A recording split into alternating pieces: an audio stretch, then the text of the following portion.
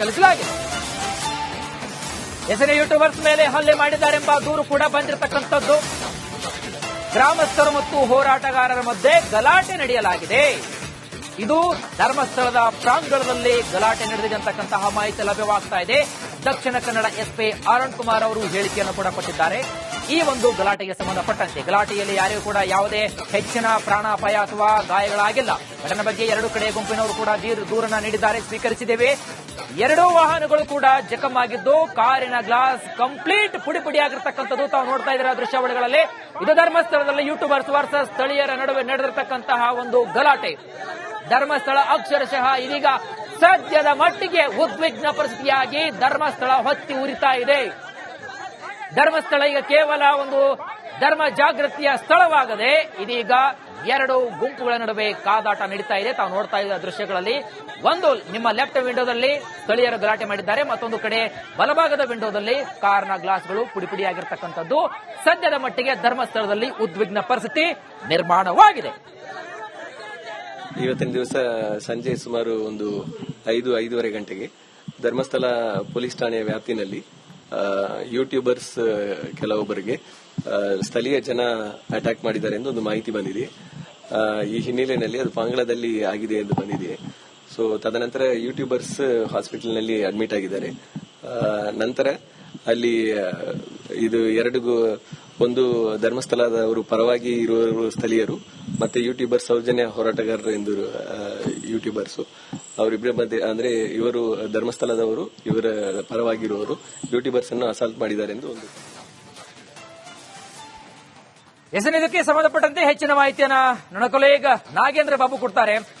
ನಾಗೇಂದ್ರ ಬಾಬು, ಸದ್ಯದ ಮಟ್ಟಿಗೆ ಇದೀಗ ಬೆಳಗ್ಗೆಯಿಂದ ಸಾಯಂಕಾಲವರೆಗೆ ಶಾಂತವಾಗಿರತಕ್ಕಂತಹ ಧರ್ಮಸ್ಥಳ ಇದೀಗ ಅಕ್ಷರಶಃ ಹೊತ್ತಿ ಉರಿತಾ ಇದೆ ಯೂಟ್ಯೂಬರ್ಸ್ ಮತ್ತು ಸ್ಥಳೀಯರ ಮಧ್ಯೆ. ಸೊ ಸದ್ಯದ ಮಟ್ಟಿಗೆ ಇದೀಗ ಒಂದ್ ಕಡೆ ನೋಡಿದ್ರೆ ವರದಿಗಾರರ ಮೇಲೆ ಹಲ್ಲೆ ಆಗಿದೆ ಅಂತ ಹೇಳ್ತಾ ಇದ್ದಾರೆ, ಮತ್ತೊಂದು ಕಡೆ ಯೂಟ್ಯೂಬರ್ಸ್ ಮೇಲೆ ಕೂಡ ಹಲ್ಲೆ ಆಗ್ತಾ ಇದೆ. ಸದ್ಯದ ಮಾಹಿತಿ ನಾವು ನೋಡ್ತಾ ಇದ್ರೆ ಎಲ್ಲವೂ ಕೂಡ ಗೊಂದಲದ ಒಂದು ಗೂಡಾಗ್ತಾ ಇದೆ. ಸದ್ಯದ ಮಟ್ಟಿಗೆ ನಾವು ನೋಡೋದ್ರೆ ಏನೆಲ್ಲ ಮಾಹಿತಿ ಸಿಗ್ತಾ ಇದೆ ನಾಗೇಂದ್ರ ಬಾಬು?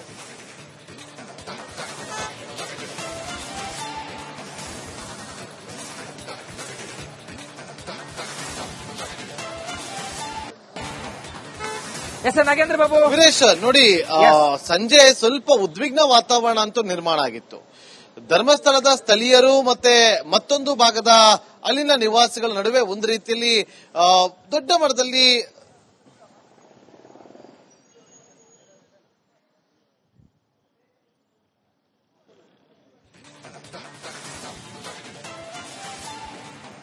ನಾಗೇಂದ್ರ ಬಾಬು, ಮತ್ತೆ ನಿಮ್ಮನ್ನ ನಾವು ಸಂಪರ್ಕ ಕನೆಕ್ಟ್ ಮಾಡ್ಲಿಕ್ಕೆ ನಾವು ಮತ್ತೆ ಪ್ರಯತ್ನಿಸ್ತೀವಿ. ತಾವು ನೋಡ್ತಾ ಇದ್ದೀರಾ ಇದೀಗ ಧರ್ಮಸ್ಥಳದಲ್ಲಿ ಧರ್ಮಸ್ಥಳ ವರ್ಸಸ್ ಯೂಟ್ಯೂಬರ್ಸ್ ನಡೀತಾ ಇದೆ. ಬೆಳಗ್ಗೆಯಿಂದ ಸಾಯಂಕಾಲದವರೆಗೂ ಕೂಡ ಶಾಂತವಾಗಿರತಕ್ಕಂತಹ ಧರ್ಮಸ್ಥಳದಲ್ಲಿ ಇದೀಗ ಅಕ್ಷರಶಃ ಹೊತ್ತಿ ಉರಿತಾ ಇದೆ. ಸ್ಥಳೀಯರು ಇದೀಗ ಯೂಟ್ಯೂಬರ್ಸ್ ನಡುವೆ ಉದ್ವಿಗ್ನ ಪರಿಸ್ಥಿತಿ ನಿರ್ಮಾಣವಾಗಿದ್ದು ಅಲ್ಲಿ ಹೇಳ್ತಾ ಇದ್ದಾರೆ, ವಿಡಿಯೋ ಮಾಡಿದಕ್ಕಾಗಿ ಸ್ಥಳೀಯರು ನಮ್ಮ ಮೇಲೆ ಹಲ್ಲೆ ಮಾಡಿದ್ದಾರೆ ಅಂತಕ್ಕಂಥದ್ದು ಯೂಟ್ಯೂಬರ್ಸ್ ಅವರ ವಾದವಾಗಿದ್ರೆ, ಸ್ಥಳೀಯರು ಏನ್ ಹೇಳ್ತಿದ್ದಾರೆ ಅಲ್ಲಿ ನಾವು ಯಾರ ಮೇಲೆ ಹಲ್ಲೆ ಮಾಡಿಲ್ಲ ಅಂತ ಹೇಳ್ತಿದ್ದಾರೆ.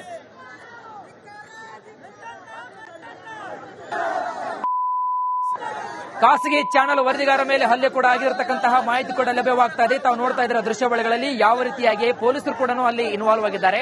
ಪೊಲೀಸರ ಮಧ್ಯಸ್ಥಿಕೆ ಬಂದರೂ ಕೂಡ ಉದ್ವಿಗ್ನ ಪರಿಸ್ಥಿತಿಯನ್ನ ನಿಯಂತ್ರಿಸುವಲ್ಲಿ ಯಾವುದೇ ಕಾರಣಕ್ಕೂ ಕೂಡ ಅಲ್ಲಿ ಆಗ್ತಾ ಇಲ್ಲ, ಸಹಜ ಸ್ಥಿತಿಗೆ ಬರುವ ನಿಟ್ಟಿನಲ್ಲಿ ಕಾಣ್ತಾ ಇಲ್ಲ. ಮತ್ತೊಂದು ಕಡೆಗೆ ಅಲ್ಲಿನ ಎಸ್ಪಿ ಅವರು ಕೂಡ ಮಾಹಿತಿಯನ್ನು ಕೊಟ್ಟಿದ್ದಾರೆ. ಎರಡೂ ಕಡೆ ಇರತಕ್ಕಂತಹ ನಾವು ಮಾಹಿತಿಯನ್ನು ತೆಗೆದುಕೊಳ್ಳಿ. ಹೆಬ್ಬಾಗಿಲ ನಾವು ಕರಿತೀವಿ, ಆ ಹೆಬ್ಬಾಗಿಲಿನ ಮುಂಭಾಗದಲ್ಲಿ ನಿಂತಿದ್ದೀವಿ. ಸಾಕಷ್ಟು ಸಂಖ್ಯೆಯಲ್ಲಿ ಇವತ್ತು ಜನ ಇಲ್ಲಿ ಜಮಾವಣೆಗೊಂಡಿದ್ರು. ಸ್ಥಳೀಯರೆಲ್ಲರೂ ಕೂಡ ಆಕ್ರೋಶ ಭರಿತರಾಗಿದ್ರು. ನಮ್ಮ ಪ್ರಶ್ನೆ ಇಷ್ಟೇ ಆಗಿತ್ತು, ಪ್ರಮುಖವಾಗಿ ಇಷ್ಟು ವರ್ಷ ಕಾದಂತವರು ಇವತ್ತು ಆಕ್ರೋಶದ ಕಟ್ಟೆ ಹೊಡೆಯುತ್ತೆ.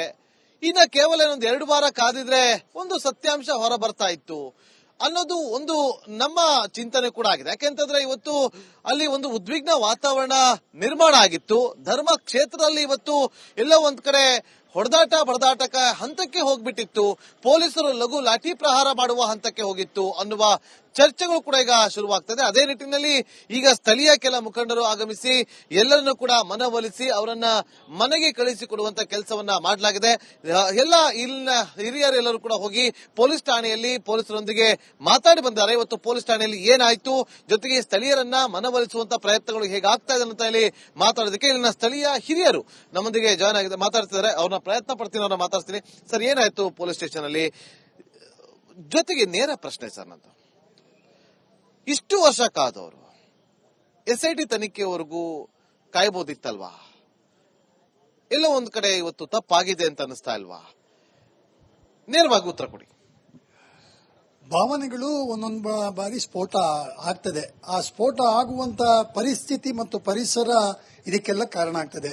ಮನುಷ್ಯ ಸಹಜವಾಗಿ ಬಹಳ ತಾಳ್ಮೆ ಭರಿತವಾಗಿ, ಯಾಕಂತೇಳಿದ್ರೆ ಕಳೆದ 12 ವರ್ಷದಲ್ಲಿ ಬಹಳ ತಾಳ್ಮೆಯಿಂದ ಯಾವುದೇ ಆಕ್ರೋಶ ಎಷ್ಟೇ ಆಗಲಿ, ನಮ್ಮನ್ನಾಗ್ಲಿ, ನಮ್ಮ ಕುಟುಂಬವನ್ನಾಗ್ಲಿ, ಕ್ಷೇತ್ರವನ್ನಾಗ್ಲಿ, ಕ್ಷೇತ್ರದ ಒಂದು ವ್ಯವಸ್ಥೆಯನ್ನಾಗ್ಲಿ, ವ್ಯವಸ್ಥೆಯ ವ್ಯಕ್ತಿಗಳನ್ನಾಗ್ಲಿ, ಕುಟುಂಬವನ್ನಾಗ್ಲಿ ಎಷ್ಟು ಕೀಳು ಮಟ್ಟ ಮಾತಾಡ್ಲಿಕ್ಕಾಗ್ತದೆ ಅಷ್ಟು ಕೀಳು ಮಟ್ಟವನ್ನು ಮಾತನಾಡಿರುವಂತದ್ದು.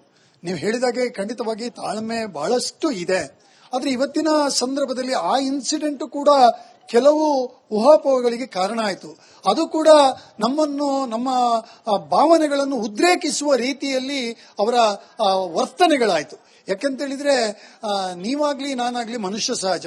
ಮನುಷ್ಯ 3 ಜನ ಮನುಷ್ಯರಲ್ವಾ? ಒಂದು ನಿಮಿಷ, ಮನುಷ್ಯರೇ. ಆದ್ರೆ ಮನುಷ್ಯ ಬೇರೊಬ್ಬ ಮನುಷ್ಯ ಅಂತ ಹೇಳುವಂತ ಭಾವನೆಗಳು ಬೇಕು. ನನ್ನ ಗೌರವದಷ್ಟೇ ಎದುರಿನವನಿಗೂ ಗೌರವ ಇದೆ, ಆ ವ್ಯಕ್ತಿಗೂ ಗೌರವ ಇದೆ, ವ್ಯಕ್ತಿಗೂ ಪ್ರತಿಷ್ಠೆ ಇದೆ. ನನಗೆ ಯಾರಾದ್ರೂ ಚೀತು ಅಂತ ಹೇಳಿದ್ರೆ ನಾನು ಸುಮ್ಮನೆ ಇರ್ತೀನಾ? ಅದೇ ರೀತಿ ಎದುರಿನ ವ್ಯಕ್ತಿ ಅಂತ ಹೇಳುವಂತ ಒಂದು ಸಾಮಾನ್ಯ ಜ್ಞಾನ ಆ ಯೂಟ್ಯೂಬರ್ಸ್, ಯಾವ ಯೂಟ್ಯೂಬರ್ಸ್ ಈ ರೀತಿ ಮಾಡ್ತಾರೆ ಅವರಿಗೆ ಗೊತ್ತಿರಬೇಡವಾ ಸರ್? ಏನು ರೈಟ್ಸ್ ಆಫ್ ಸ್ಪೀಕ್ ಅಥವಾ ರೈಟ್ ಆಫ್ ಎಕ್ಸ್ಪ್ರೆಷನ್ ಇದೆ ಅಂತ ಹೇಳಿ ಏನು ಬೇಕಾದ್ರೂ ಹೇಳ್ಬಹುದಾ? ಕಾನೂನಲ್ಲಿ ಇದೆ, ಅದು ಲಿಮಿಟೇಷನ್ ಇದೆ. ಸಾರ್ವಜನಿಕರಿಗೆ ತೊಂದರೆ ಆಗದ ರೀತಿಯಲ್ಲಿ, ಎದುರಿನವನಿಗೆ ಹರ್ಟ್ ಆಗದ ರೀತಿಯಲ್ಲಿ, ಅವನ ವ್ಯಕ್ತಿತ್ವಕ್ಕೆ ಕುಂದು ಬರದ ರೀತಿಯಲ್ಲಿ ಯಾವ ವ್ಯಕ್ತಿಯೂ ಮಾತನಾಡಬಾರದು ಅಂತ ಸಂವಿಧಾನದಲ್ಲಿದೆ. ಹಾಗಾದ್ರೆ ಆ ಒಂದು ಎಲ್ಲ ಕಾನೂನು ಚೌಕಟ್ಟುಗಳು ಇವರುಗಳಿಗಿಲ್ವಾ? ತಾಳ್ಮೆ ಬರೀ ಕ್ಷೇತ್ರದವರಿಗೆ ಮಾತ್ರ, ನಾವುಗಳು ಮಾತ್ರವಾ? ಅಂದ್ರೆ ತಾಳ್ಮೆಗೂ ಒಂದು ಮಿತಿ ಇದೆ. ಕಾದು ಕಾದು ಕಾದು ಕಾದು ಇವತ್ತು ಬೇಕು ಅಂತ ಸ್ಫೋಟಗೊಳ್ಳಿಲ್ಲ, ಬೇಕು ಅಂತ ಭಾವನೆ ಇಲ್ಲ. ನಾವು ಪ್ರಾರಂಭದ ದಿನದಿಂದಲೂ ಹೇಳ್ತೇವೆ, SIT ತನಿಖೆಯನ್ನು ಬಹಳ, ನಮ್ಮ ಕ್ಷೇತ್ರದ ವಕ್ತಾರರು ಬಹಳ ಗೌರವವಾಗಿ ಹೇಳಿದ್ದಾರೆ. SIT ತನಿಖೆಯನ್ನು ಬಹಳ ಗೌರವವಾಗಿ ನಾವು ಸ್ವಾಗತಿಸಿದ್ದೇವೆ, ಸಹಕರಿಸ್ತೇವೆ. ಏನೇನು ತನಿಖೆಗಳಾಗಬೇಕು ಆ ತನಿಖೆಗಳು ಸಂಪೂರ್ಣ ಆಗಲಿ, ಅದಕ್ಕೆ ಸಹಕಾರ ಎಲ್ಲಿಯೂ ಚೂರು ಚಾಚು ತಪ್ಪದೆ ಕಾನೂನನ್ನು ಕೈಗೆ ತಗೊಂಡದ್ದು ಎಲ್ಲಿಯೂ ಇಲ್ಲ. ಮತ್ತೆ ಇವತ್ತು ಕಾನೂನು ಕೈಗೆ ತಗೊಂಡ್ಬಿಟ್ರಲ್ಲ, ಯಾಕೆ ಅಷ್ಟೊಂದು ಆತುರತೆ ಯಾಕಿತ್ತು? ಇನ್ನ ಸ್ವಲ್ಪ ಸಹ ವೇಟ್ ಮಾಡಬಹುದಿತ್ತಲ್ಲ.